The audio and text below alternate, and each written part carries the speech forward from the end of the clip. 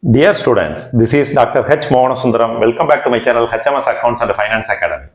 In this class, I am going to explain why mostly not-for-profit organizations prepare final accounts from receipts and payments account itself instead of trial balance. Just for the sake of clarity, I compare this with business organization. There are 3 points to justify. The first one is credit transactions. Usually, not-for-profit organizations do not incur any credit transactions as like business organizations. That is why they directly prepare final accounts from receipts and payments account itself. But in case of business organizations, they incur credit transactions, which are recurring in nature. Credit transactions arise from manufacturing or buying and selling of goods and services.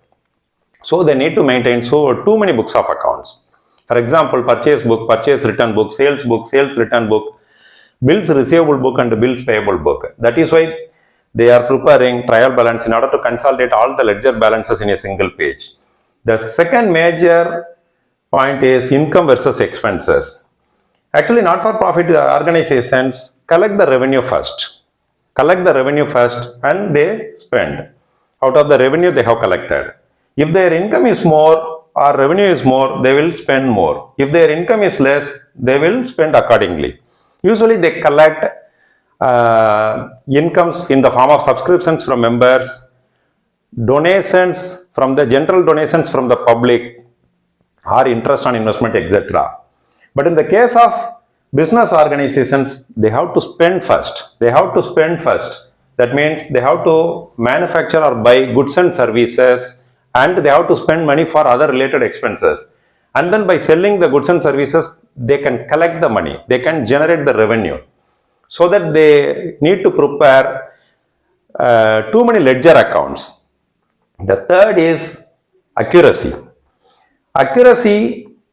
Before preparing the final accounts, it is most important to measure the accuracy of receipts and payments account or trial balance. The accuracy of receipts and payments account can be compared the closing cash balance of receipts and payments account with the cash available in the cash box. If both are correct, we can understand that it is accurate. Similarly, the bank balance shown in the receipts and payments account must be compared with the bank passbook. If both are correct, we can understand again that it is accurate. But in case of business organizations, they prepare trial balance for two reasons.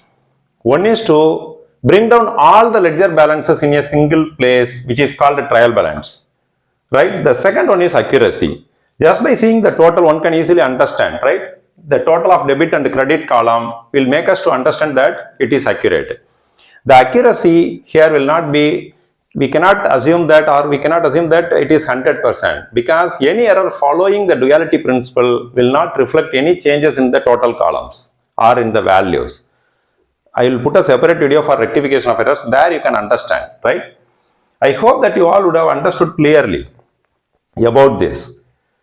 And in my next class, I will explain the similarities and differences. The similarities and differences between the cash book and receipts and payments account. The similarities and differences between the cash book and receipts and payments account. And if you like this video, kindly subscribe, turn on the bell notification, and share this video to your friends and relatives. See you in the next class.